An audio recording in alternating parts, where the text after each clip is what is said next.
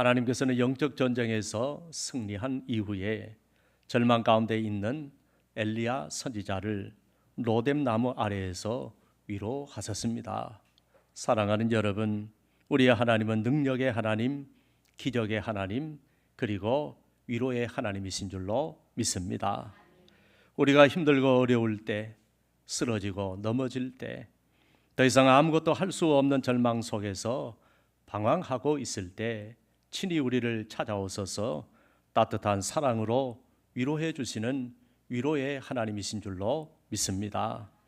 오늘 본문은 엘리야 선지자가 갈멜산에서 사탄의 선지자들 850대 1로 싸우고 승리한 후에 찾아온 깊은 두려움과 절망 속에서 하나님께서 엘리야를 위로한 내용을 담고 있습니다. 갈멜산에서 전쟁은 정말로 외로운 싸움이었고 치열한 싸움이었습니다. 목숨을 건 싸움이었고 이스라엘의 영적 운명을 건 싸움이었습니다. 엘리야 선지자는 불의 선지자였습니다. 850대 1로 싸워도 이길 수 있는 영권을 가진 대단한 선지자였습니다. 그는 늘 성령 충만했고 그의 영권은 하늘을 찌를 듯 했습니다. 그는 두려움을 몰랐습니다. 국가 권력인 아합 왕과 이세벨과도 홀로 맞서 싸웠던 선지자였습니다. 사탄의 영으로 충만한 서슬퍼렇고 소름이 끼치는 바알과 아세라 선지자들과도 오직 홀로 담대하게 싸운 선지자였습니다. 여러분, 영적 전쟁에는 자비가 없는 것입니다. 진멸해야 하는 것입니다. 그래서 엘리야는 850명의 사탄의 선지자를 기손 시내로 데리고 가서 거기서 모조리 죽여버렸습니다. 이제 그를 대적할 자는 없는 것 같았습니다. 그러나 여러분, 위기는 이때 찾아오는 것입니다. 가장 큰 위기는 승리한 다음에 찾아오는 것입니다. 내가 완벽하게 승리했다고 느꼈을 때, 이제는 모든 것이 다 끝났다고 느꼈을 때, 그때 찾아오는 것입니다.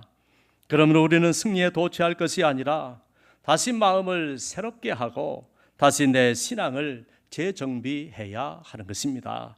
엘리야는 승리했다고 느꼈을 때 평소 자신이 전혀 생각지 않은 방법으로 큰 두려움과 절망이 그의 심령으로 엄습해 왔습니다. 본문에 보니까 아합이 전쟁에서 지고 난 후에 엘리야가 행한 모든 일과 그가 어떻게 바알과 아세라의 모든 선지자를 칼로 죽였는지를 자기 아내 이세벨에게 고했습니다. 그랬더니 희대의 악녀 이세벨이 사신을 엘리야에게 보내요. 내가 내일 이맘때에는 반드시 내 생명을 내가 죽인 사람들 중 한 사람 갚게 하리라. 그렇게 하지 아니하면 신들이 내게 벌 위에 벌을 내림이 마땅하니라고 전했습니다.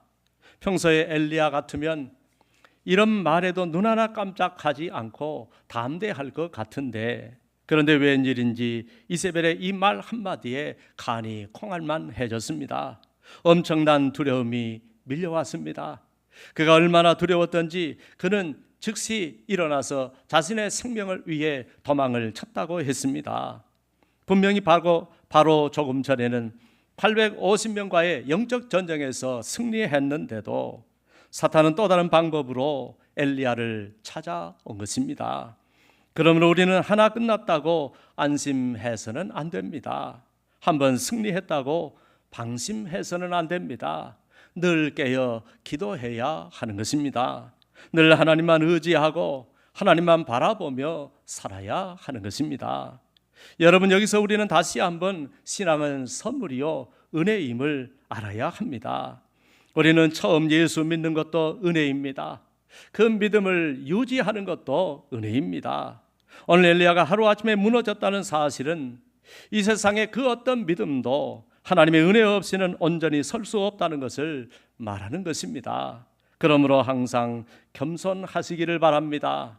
나의 나아든 것은 오직 하나님의 은혜임을 고백하며 살아가시기를 바랍니다. 지금도 여전히 하나님의 은혜 안에 있다는 사실을 알고 항상 감사로 살아가시기를 바랍니다. 여러분은 언제 절망에 빠지고 언제 약해지십니까? 엘리야가 이렇게 절망에 빠진 것은 하나님께서 자신과 함께 하시며 자신을 보호하고 있다는 사실을 까맣게 잊어버렸기 때문입니다. 또한 그가 하나님을 더 크게 생각하지 못하고 인간 이세벨을 더 크게 생각했기 때문입니다. 그래서 그는 믿음이 약해질 수밖에 없었습니다. 사랑하는 여러분, 여러분은 이런 영적 함정에 빠지지 않기를 바랍니다. 북왕국에서 활동하던 엘리야가 남왕국 유다 땅 브엘세바까지 도망을 쳤습니다. 그는 거기서 자신의 수발을 들던 자기 사환을 그곳에 머물게 하고 자신은 광야로 하룻길쯤 들어가 한 로뎀 나무 아래에 앉았습니다. 그리고 거기서 죽기를 구하며 기도를 했습니다. 여러분, 보통 살려달라는 기도는 들어봤어도 죽여달라는 기도는 처음 봅니다. 그런데 그렇게 뜨거웠던 엘리야가, 천하를 호령했던 엘리야가 지금 죽기를 간구하고 있습니다. 여호와여, 넉넉하오니 지금 내 생명을 거두시옵소서. 나는 내 조상들보다 나지 못합니다라고 기도했습니다. 여러분, 오죽하면 이런 기도를 드렸겠습니까? 그러나 이런 기도를 드리면 안 됩니다. 이것은 기도가 아닙니다. 이것은 겸손이 아닙니다. 그러면 그는 왜 이 지경이 되었을까요? 지금 그는 너무도 지쳤기 때문입니다. 지금 그는 모든 것을 다 소진했기 때문입니다. 그에게도 다 포기하고 싶은 절망이 찾아왔습니다. 영적인 위기가 찾아왔습니다. 우울증이 찾아왔습니다. 우리는 여기서 천하의 엘리야도 은혜 없이는 언제든지 무너질 수 있다는 사실을 알아야 합니다.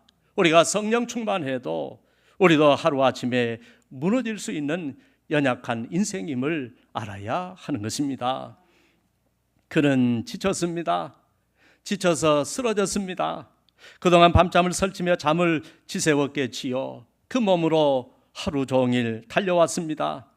그렇게 기진맥진하여 로뎀 나무 아래에 쓰러졌습니다.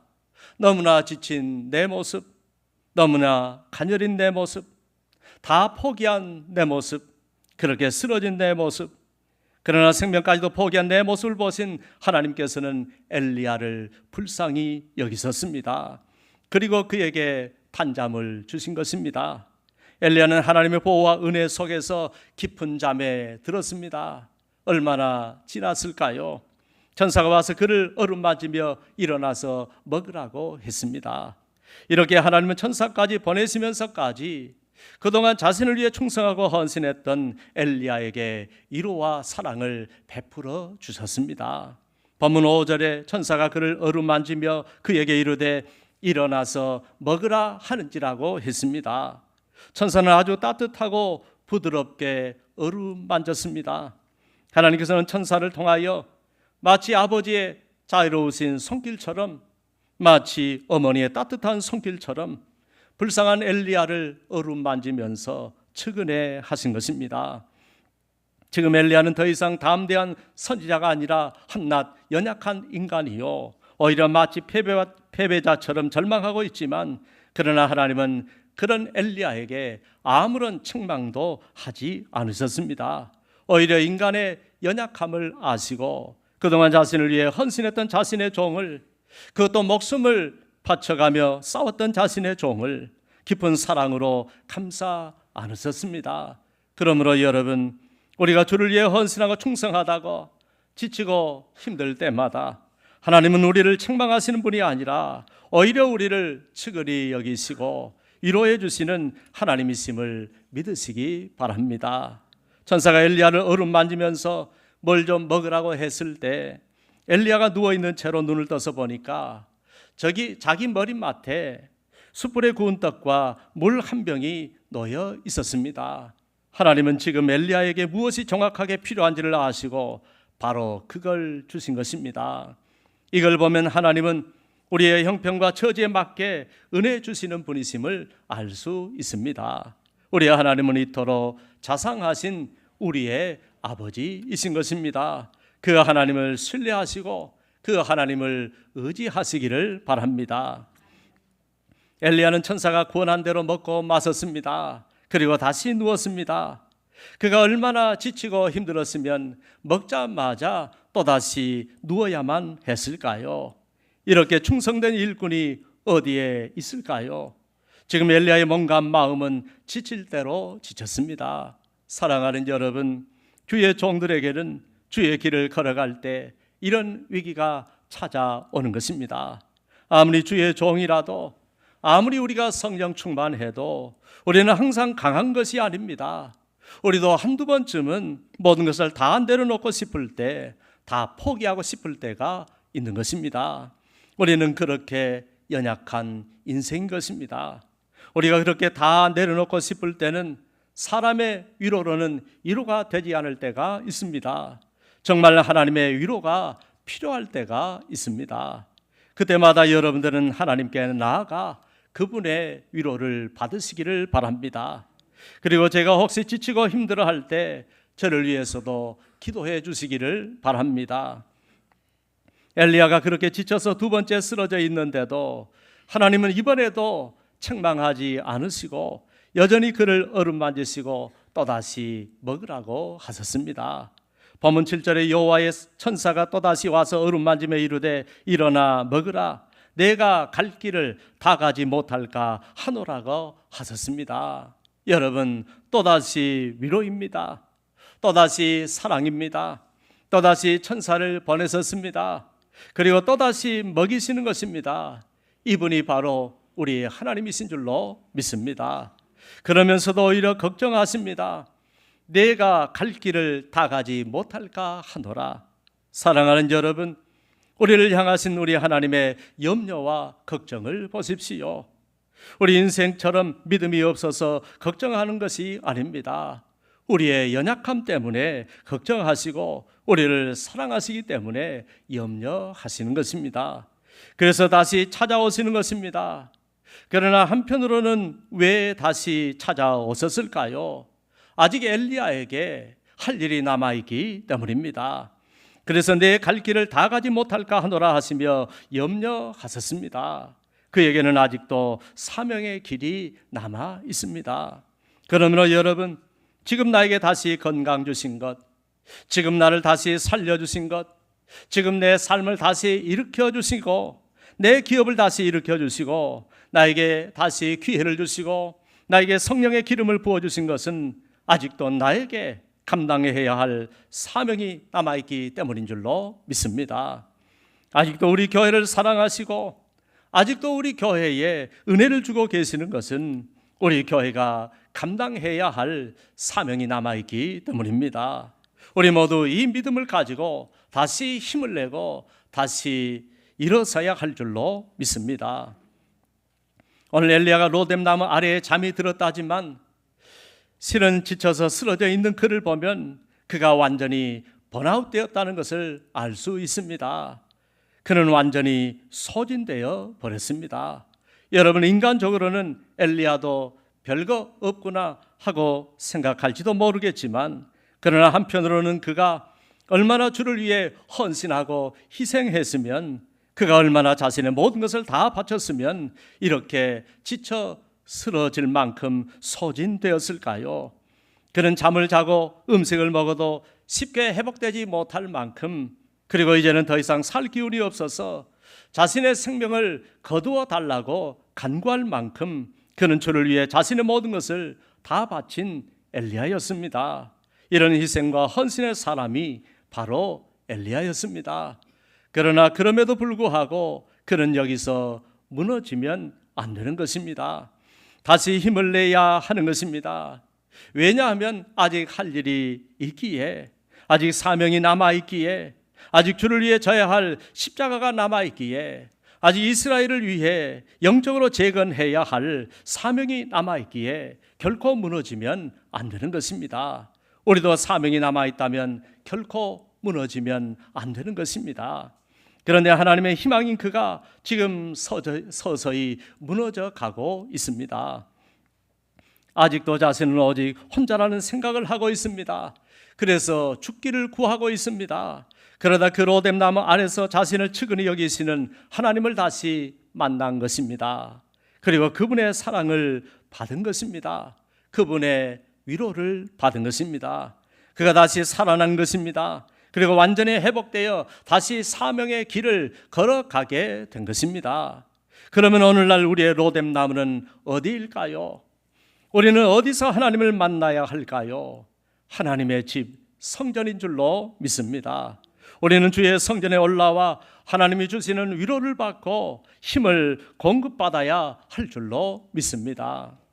엘리야는 로뎀 나무 아래서 일어나 먹고 마시며 음식물의 힘을 의지하여 40주 40야를 가서 하나님의 산 호렙에 이르렀습니다. 이걸 보면 천사를 통해서 도우신 하나님의 손길의 힘이 얼마나 컸는지를 알 수 있습니다.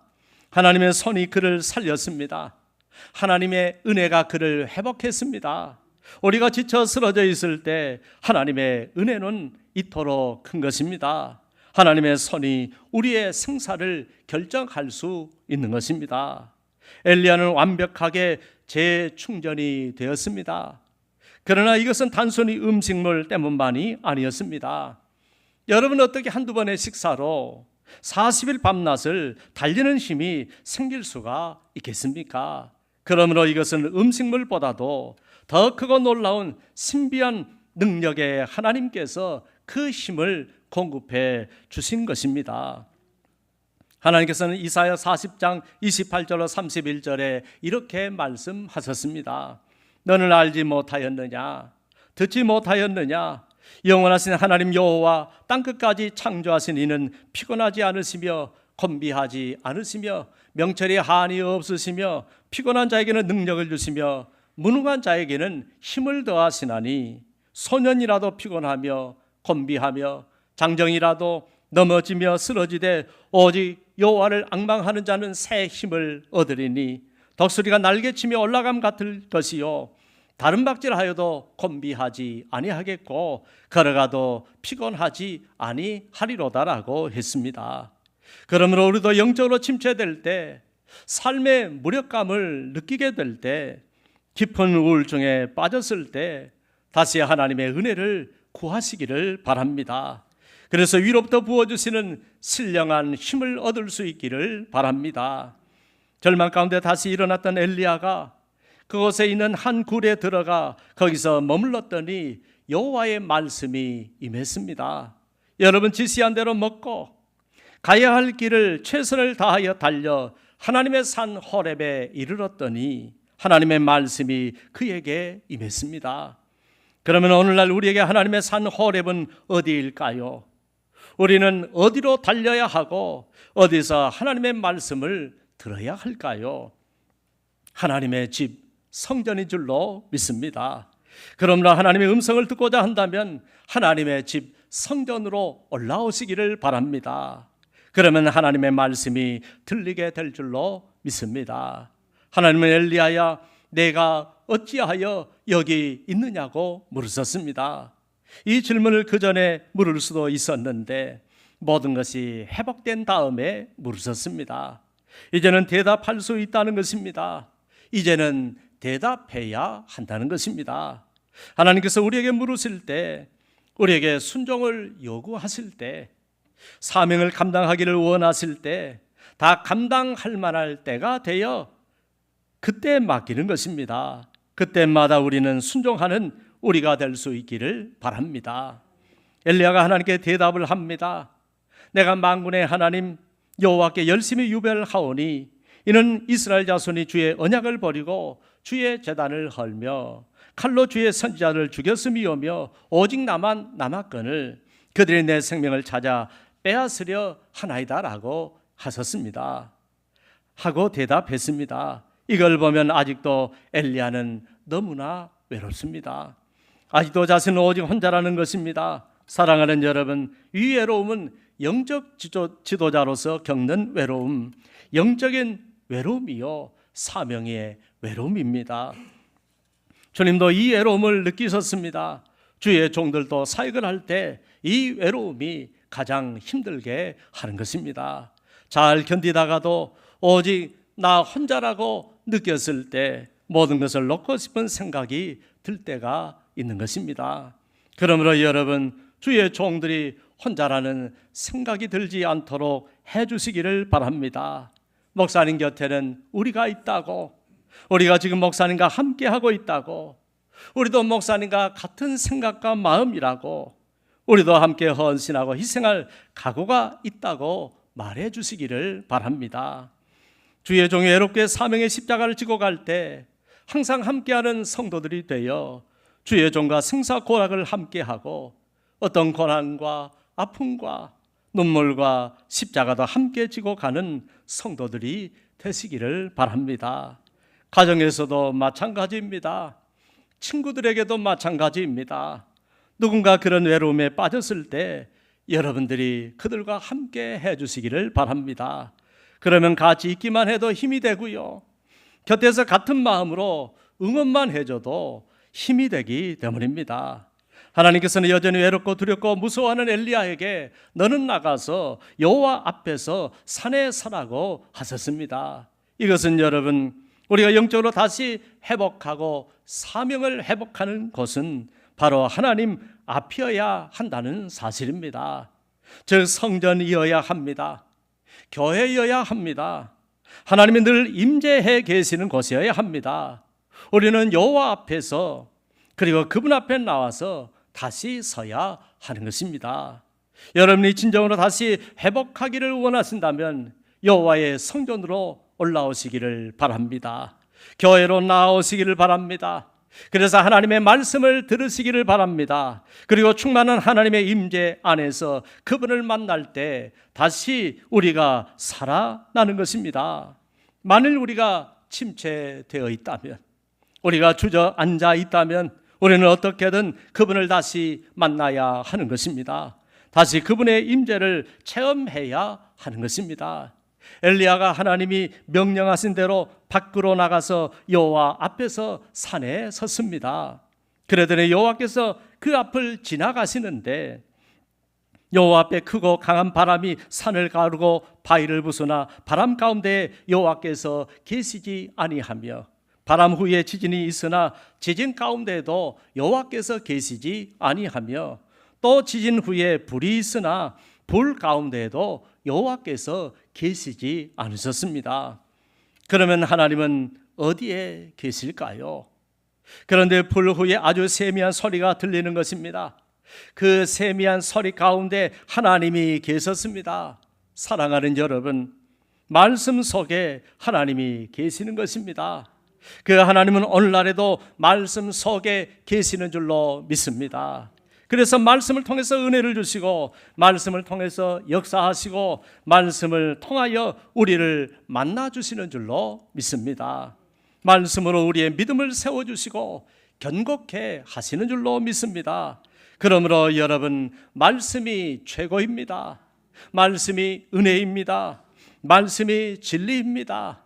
말씀이 흔들리지 않는 믿음을 주시는 것입니다. 세미한 소리, 그러나 그 소리 가운데 너무나 따뜻하고 자상하신 하나님 아버지의 음성이 들어 있었습니다.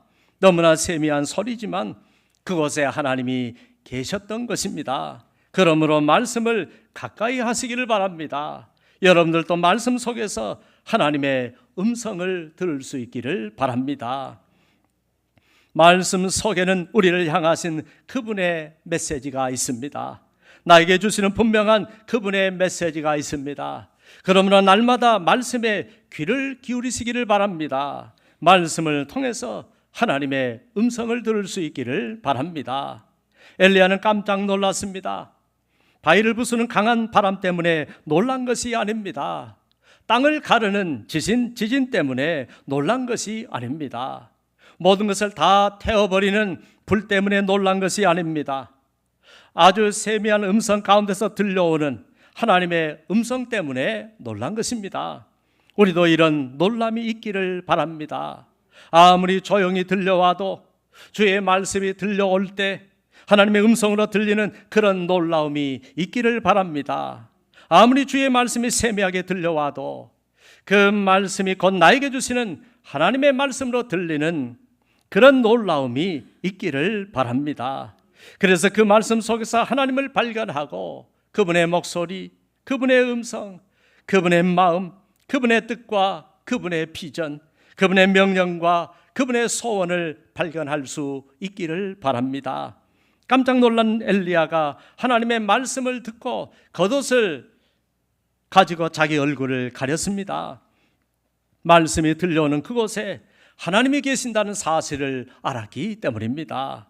우리도 말씀이 들려오는 그곳에 하나님이 계신다는 사실을 믿으시기 바랍니다. 이제 엘리야는 하나님의 말씀을 더 분명하게 들으려고 밖으로 나가서 굴어귀에 섰습니다. 그랬더니 더 또렷하고 분명한 하나님의 소리가 들려왔습니다. 사랑하는 여러분, 이처럼 들으려고 하는 자, 간절한 마음으로 귀를 기울이는 자, 말씀을 목마르게 삼하는 그 심령에 하나님의 음성이 뚜렷하게 들리게 되는 줄로 믿습니다. 그 말씀은 엘리야야, 내가 어찌하여 여기 있느냐? 넌 왜 이곳에 있느냐는 말씀이었습니다. 지금 내가 있어야 할 곳은 이곳이 아니라는 것입니다. 이 엘리야는 10절 말씀을 반복해서 대답했습니다. 내가 만군의 하나님 여호와께 열심히 유별하오니 이는 이스라엘 자손이 주의 언약을 버리고 주의 제단을 헐며 칼로 주의 선지자들을 죽였음이오며 오직 나만 남았거늘 그들이 내 생명을 찾아 빼앗으려 하나이다라고 대답했습니다.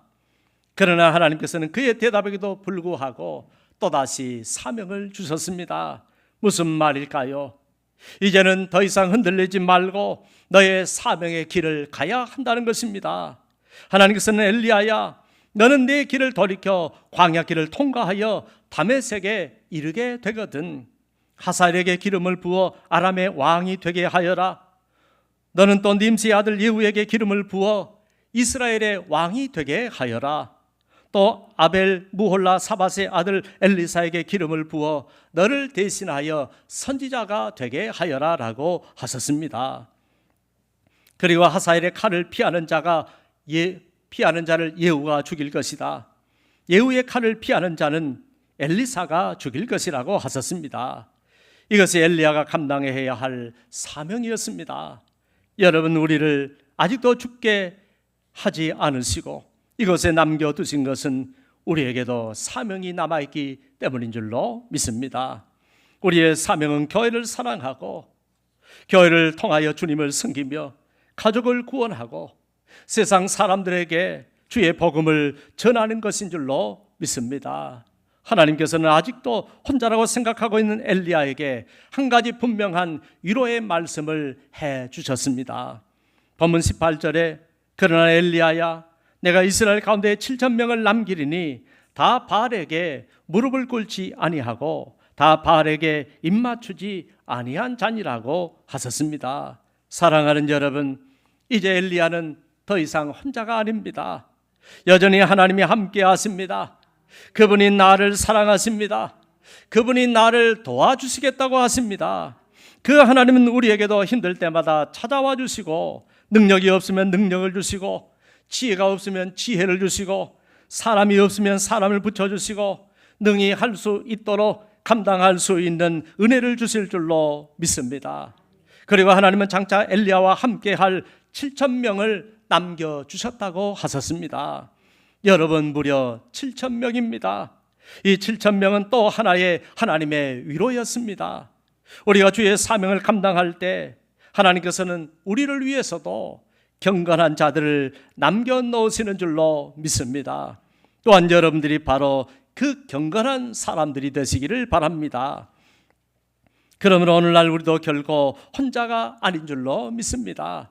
결코 외롭지 않은 줄로 믿습니다.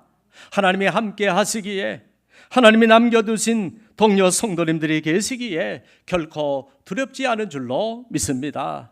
말씀을 보내주시고 7,000명 같은 통역자를 통하여 나를 도와주실 것이기에 우리는 결코 외롭지 않은 줄로 믿습니다.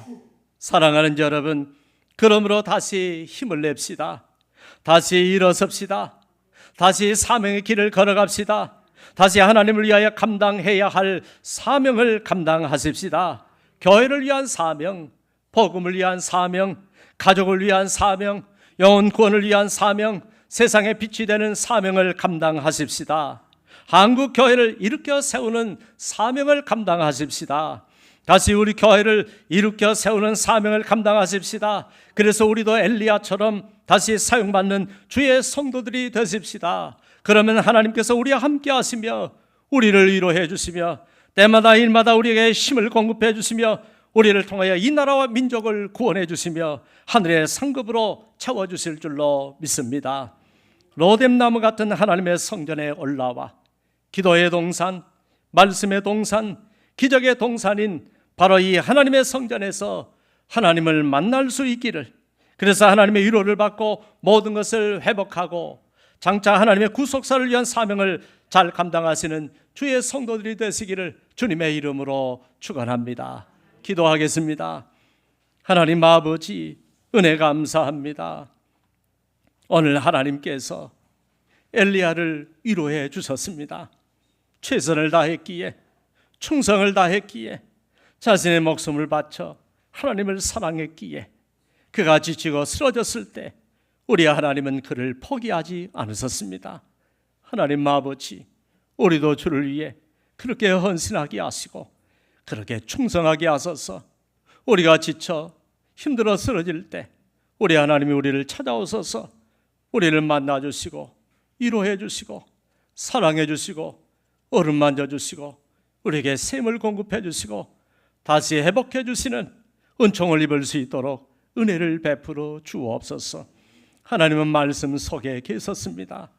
오늘날에도 능력 속에 있는 것이 아니라 우리가 무엇을 경험하는 그 체험보다 우리 하나님의 귀한 말씀 속에 우리 하나님은 충만하게 임재해 계심을 말씀하여 사오니 날마다 말씀을 사모하는 영혼들이 되게 하여 주옵소서.